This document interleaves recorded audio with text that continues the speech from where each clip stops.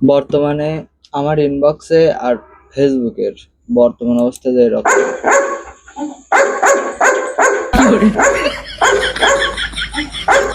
আচ্ছা, বেশিক্ষণ শোনাতে পারতেছি না, কপিরাইট আসার সম্ভাবনা থাকে। আমার কথা হচ্ছে, কালকে থেকে এই যে কন্ট্রোভার্সি হচ্ছে যে এটা ফাউল হয় নাই, এটা ভিআর চেক দিছে, এটা দেয় নাই। কথা হচ্ছে কি, ফিফা তো আর নিজে আইসা 3টা গোল দেয় নাই, তাই না? ওই যে কয়েকদিন আগে যে কার সাথে যেন ব্রাজিলের খেলা পড়ছিল, ভিনি একটা গোল দিছিল, সেই গোলটা ফাউলের কারণে বাতিল করছিল। তখন যদি বাতিল করতে পারে, এখন সমস্যা কোথায়? সেই ম্যাচটা ব্রাজিল জিতেছিল, এই জন্য কখনো মানে এই বিষয় নিয়ে আর সমালোচনা হয় নাই, বা ওই রকম কোনো আর কন্ট্রোভার্সিও হয় নাই, কারণ ব্রাজিল ম্যাচটা জিতেছিল। আর যখনই দেখলো যে গোলটা মিস করার পরে মিশর জিততে পারে নাই, মিশর হেরে গেছে, অর্থাৎ মিশর জিল যাকে বলে, মিশর যখন জিততে পারলো না, তখন শুরু হলো এরকম কন্ট্রোভার্সি যে এটা ফাউল হয়েছে, এটা ফাউল দেয় নাই, এটা অমুক, এটা তমুক, এটা হ্যান, এটা ত্যান। তার চাইতে বড় কথা, বাংলাদেশের মানুষ এখন বর্তমানে হাজী সাহেব, সবগুলা হাজী হয়ে গেছে। দেখবেন যে 5 ওয়াক্ত নামাজের 1 ওয়াক্তও পড়ে না, কিন্তু মিশর মুসলিম, মিশরকে সাপোর্ট করা উচিত, মিশর অমুক, মিশর তমুক, মানে মিশর যাকে বলে, এরকম কন্ট্রোভার্সি তারা করতেছে বা এরকম ডিবেট তারা বলতেছে। এখন কথা হচ্ছে, মিশর যেমন মুসলিম কান্ট্রি, মিশর কিন্তু ফিরাউনেরও দেশ। আচ্ছা, তার চাইতে আরেকটা বড় প্রমাণ আমি দেই। এই যে তারা যে দিচ্ছিল, এই যে প্রত্যেকটা গোল করার পরে বা মাঠে নামার আগে কোরআন তেলাওয়াত করছে, এটা ভালো একটা কাজ। কিন্তু এই যে মাঠে নামার পরে গোল দেওয়ার পরে যে সিজদা করতেছে তারা, সিজদা করার প্যাটার্নটা দেখছেন? আপনারা কি খেয়াল করছেন? আপনারা কিন্তু এই সিজদা দেওয়ার প্যাটার্নটা বোঝেন নাই। যেমন আমি পিকটা দেই, স্ক্রিনে লক্ষ্য করেন যে চারিপাশে কিন্তু মানুষজন জড়ো হয়ে, মানে একটা গোল হয়ে সিজদা দিচ্ছে। সিজদা দেওয়ার নিয়ম কি তাই? যদি সে প্রকৃত মুসলমান হয়, সে সিজদা দেবে কেবলামুখী হয়ে, অর্থাৎ কাবার দিকে মুখ নিয়ে তারপর সিজদা দিতে হবে। এই যে সিজদা দেওয়ার কাহিনীটা আমি বলি, একে আরেকজনের মুখোমুখি হয়ে সিজদা দিচ্ছে, এটাতে কি বোঝা যাচ্ছে যে আমি তোমাকে সিজদা দিলাম, তুমি আমাকে সিজদা দিলে, এটা তো প্রকাশ্যে শিরিক, আমি যেটা ধারণা করলাম। কারণ আমরা সিজদা দেবো একমাত্র আল্লাহকে, যারা মুসলিম। তো এখানে তো কেবলামুখী হয়ে সিজদা দেওয়া উচিত ছিল। আমি আরেকটা ভিডিও দেখাই, এটা সম্ভবত মরক্কো হবে, আমি শিওর জানি না, বাট এটা কিন্তু মুসলিম কান্ট্রি। মাঠে নামার আগে কোরআন তেলাওয়াত করে মাঠে নামলো, ম্যাচ জেতার পরে যে ডেস্কে আইসা ডিজে গান বাজাচ্ছে, মানে আলহামদুলিল্লাহ বা কোনো শুকরিয়া আদায় করে নাই, আইসা এই যে ডেস্কে বসে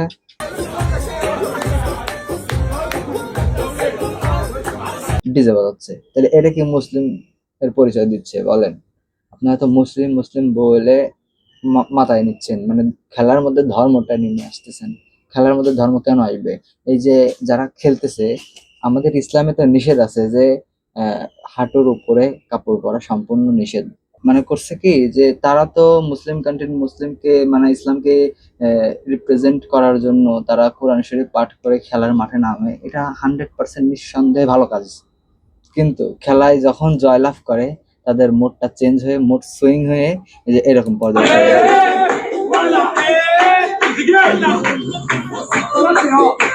মানে তাদের তখন ডিজে বাজাইতে মন চায়, বুঝছেন? মানে বিপদ কেটে গেলে মাঝি কোন দুলাভাই, বিষয়টা এরকম। তো তার চাইতে ভালো যে প্রিয় টিম বা যে যার যেটা টিম আছে, বিশ্বকাপ নিয়ে মাতামাতি ওইরকম পর্যায়ে না যাওয়াই ভালো।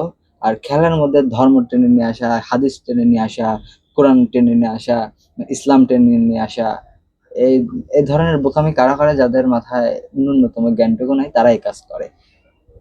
তো আমার বিষয়টা এ পর্যন্তই ছিল।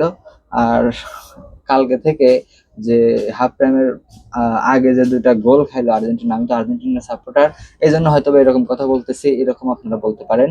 কিন্তু অনেস্টলি বলতেছি, আমি আর্জেন্টিনা সাপোর্ট করি মনে প্রাণ থেকে, কোনো ধর্মভিত্তিক আমি সাপোর্ট করি না। এখন যদি আর্জেন্টিনা হিন্দু ধর্ম হতো তাও আমি সাপোর্ট করতাম, খ্রিস্টান হলে তাও সাপোর্ট করি বা বা করব। মুসলিম হলে তবুও করতাম, যদি কোনো ধর্মই না মানতো তবুও করতাম। মানে দলের মধ্যে একটা ভালোবাসা বা একটা দলের প্রতি ভালোবাসা, এটা কিন্তু কখনো ধর্ম দিয়ে আসে না। যেমন অনেকেরই কিন্তু হিন্দু হিন্দু বন্ধু থাকে, তারপরে বিধর্মী বন্ধু থাকে, যেমন আমাদের কলেজেও আছে কিন্তু। কিন্তু তাদেরকে কি আমরা বন্ধু মনে করি না? অবশ্যই করি। তাদের সাথে কি আমরা খাই না? অবশ্যই খাই। কত সময় রেস্টুরেন্টে গিয়েও তাদের সাথে আমাদের খাওয়া হয়, ওঠা বসা হয়। তো তাইলে সমস্যা হয় না, এখানে সমস্যা কোথায়? তো সেন্স গুলা একটু আপনারা বিশ্লেষণ করবেন, কাজে লাগাবেন, তারপরে বুঝবেন যে এটা আসলে সঠিক না বেঠিক। আবার আপনারা বলেন যে সৌদি আরব মুসলিম কান্ট্রি, সৌদি আরব নবীর দেশ, সৌদি আরব ভালো। কিন্তু সৌদি আরব কিন্তু আবু জাহেলের দেশও ছিল, জানেন নাকি? আচ্ছা, আরেকটা হচ্ছে এই যে ফাউলের বিষয়টা। ফাউলের বিষয়টা হচ্ছে ওইখানে স্পষ্ট ফাউল দেখা যাচ্ছে যে গেঞ্জি টেনে ধরছিল। আমরা তো দেখলাম 5 বার ভিআর থেকে রিভিউ দিচ্ছে, গেঞ্জি টেনে ধরতেছে। আচ্ছা, যদি গেঞ্জি টেনে না ধরতো অবশ্যই আর্জেন্টিনার যে টিমটা ছিল বা প্লেয়ারটা ছিল এখানে, সে নিশ্চয়ই বলটা যেভাবে হোক তার নিয়ন্ত্রণে নিত। তখন কিন্তু ওই মিশর জিল আর গোল দিতে পারতো না। তো এই বিষয়টা নিয়েই এখানে কন্ট্রোভার্সি হচ্ছে। আর পরবর্তী যে ফাউলটা হয়েছে, ওটা কিন্তু যে আর্জেন্টিনার যে প্লেয়ার, ওটা আমি দেখাচ্ছি, এখানে কি আছে? আচ্ছা, আপনার স্ক্রিনে লক্ষ্য করেন। আহ, লক্ষ্য করলে দেখতে পাবেন যে ওর পায়ের মধ্যে থেকে কিন্তু বল বের হয়ে চলে গেছে, দেখেন। মানে প্রথমে কিন্তু ও শটটা যখন নিছে, ওর পায়ের মধ্যে দিয়ে বল বের হয়ে চলে গেছে, বল অলরেডি পাস। তখন ওই পায়ে পায়ে একটা ধাক্কা লাগছে, তারপরে পড়ে গেছে। এটা মানে ফাউল তো হবে না। মানে ফাউল আগে কাকে বলে সেটা তো জানতে হবে, তাই না? এটা তো সে পায়ে পায়ে পাড়া লেগে ইচ্ছাকৃত ভাবে ফাউল করে নাই। আর তার প্রমাণ আমি বলতে চাচ্ছি, ওই দিন যে ক্যাপ ভার্দের সাথে আর্জেন্টিনার খেলা হইলো, তখন কিন্তু ক্যাপ ভার্দের মাথায় লাগার পরে হাতে লেগে তারপরে গোল হয়েছে। এখানে মানে নিয়ম অনুযায়ী যদি কেউ অনিচ্ছাকৃত মাথায় লাগে, হাতে লাগে, বা হাতে অনিচ্ছাকৃত ভাবে লাগে ডি বক্সের মধ্যে, সেটা কিন্তু পেনাল্টি দেয় না ফিফা কর্তৃপক্ষ বা আন্তর্জাতিক খেলার নিয়ম অনুযায়ী। সেখানে এখানে তো ইচ্ছা করে পায়ে মেরে ফাউল বানায় নাই, বা হাত টেনে ধরে নাই, গেঞ্জি টেনে ধরে নাই, মানে জড়ায় ধরে ফালায় দেয় নাই, ধাক্কা দেয় নাই।